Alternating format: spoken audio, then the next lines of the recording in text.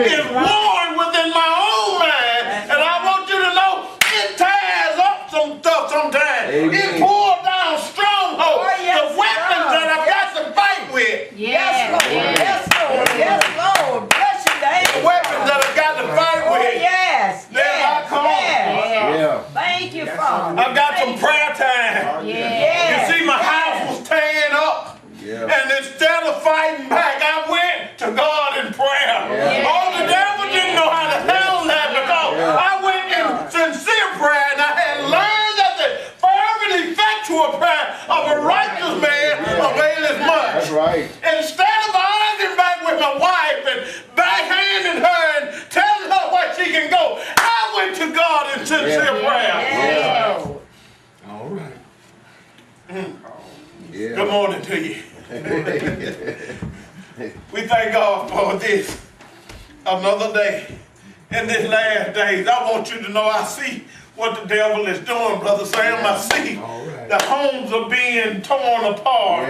I'm seeing the fathers planting seeds here and over yonder, and nobody is being accountable for what he or she is doing. I can do this in the dark hours and nobody know about it, so I'm all right. But I want you to know that somebody got to give an account of these things. The deeds that done in your body, you got to give an account of them. Mom, don't get so bent out of shape. Don't get so. Let me tell you, God is watching you. He knows them that are healed. That is healed. That's the truth. Satan come knocking. And that just irks me good. Child, I'm a child of God, and every trial and tribulation overthrows you. Somewhere, somehow, sometime, you ought to be able to just knock on my door, if you will. When you find me, I'm praying. I'm talking to the Father. He comes to the door, and instead of his child, the Spirit of God stand up in me. And I can say to this or that mountain, be moved. I'm tired of walking around the mountains every time. I'm tired of hiding every time trials and tribulation come. I'm tired of you making noise why I can't be at peace. Move, mountain. Get out of my way now. I'm strengthening God. I'm strong in God and in the power of his might. Let me tell you right now. I'm going to get to this lesson in a minute, but let me tell you right now. Sometimes a newly married couple, if you will, let me use that for an example. Sometimes they love is real strong, or they think it is. Sometimes they don't realize it's just the lust that they have one for another in their mind. A year or two go by, and they trying to deal with the real you that understood more. You ain't so lovely no more. I smell your breath that you breathe at night. Sometimes I see them old ragged toenails that you have to deal with. I see the real you coming out there.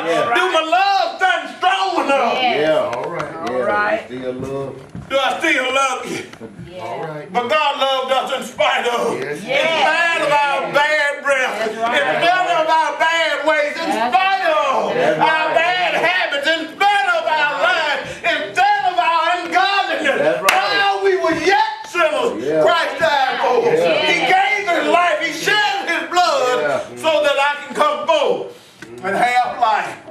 And let me tell you that what the writer this morning was talking about,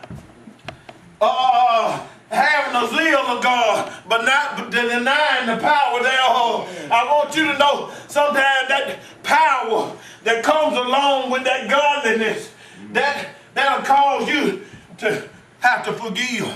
That's right. Now here's the problem here, because see, I done got used to being mad at him. I done got used to fussing at him. I done got used to telling him where he can go. I done got used to these things. But see, the power of God will constrain you and tell you that instead of swinging at him, hug him. That's right. And then let me tell you, that won't mess up a fight. I can tell you nothing else will. You walk to somebody, you done dogged them out, and you walk up to them and hug them, and you feeling all right now? You feeling better? Boy, I tell you what, that'll mess up a fight. That's right. What you done did here? I'm mad. Yeah, I'm mad. That's right. I know what I'm talking about. That's the truth. If that won't confuse the devil, see, that ain't in his little book of tricks. Yeah. But you done fool around there and brought some of the father stuff in the enemy's camp, and they're tearing down this kingdom. That's right. Yeah. That's right. They said in the last days, perilous time will come. Yeah, they here. Let me tell you how bad it is. Remember how women used to get a mirror and look at themselves and they put a little makeup here. And they pamper themselves down and they fix their hair and put this one into place and whatnot. Yeah. That's bad. When I spend more time in the mirror than my wife do. Yeah. I got to get my hair laid just right. Yeah. I become so vain that I start putting on makeup and try. You put a little something right here, hide it. Let me tell you something. You better get in God, because if the truth was told, that ain't the part that you need to hide. It's that filth that's on the inside that you need to be getting rid of. This is what's causing us to be vain. This is what's causing us to be lovers of our own selves. That's right. Yes. Child, I will come over there and help you. But let me tell you, I got to get my beauty rest. Yeah. I got to stay looking young. Them little gals out there think they got it going on, but child, look at me. I'm 10 years old. You ain't seen a thigh like that, sir. All right now. Go somewhere and sit there. Teach the young women That's right. how to be chaste and discreet. Yes. Keepers of their own house. Yeah. Let me tell you right now, one of the very reasons that we having so much trouble in households right now, because somebody didn't teach their young daughters how to be lovers of their own husband. You're too busy over yonder telling Sue about her husband. And child, if I was you, I'd get rid of him. But you better not push him too far, because I'll have him. That's right. That's right. All right. Trying to push him out. She won't.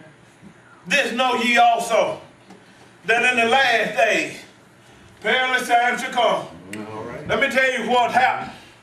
Remember back in the book of Romans, when God told them, said, when you knew me as God, you didn't recognize me as God. You didn't serve me as God.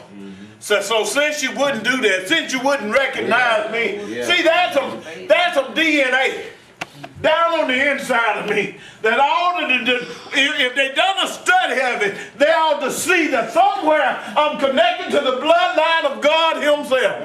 He sent his son, shed his blood, and that blood, Bless your name, Lord. Lord. Bless your name. that blood caused me to be reconnected. That blood that he shed caused the bloodline of me and the Father to be reconnected so that I would have the right to the tree of life. That's All right. right. And if somebody done a study on the DNA, they'll find out that I'm still belonging to him. That's right. Man.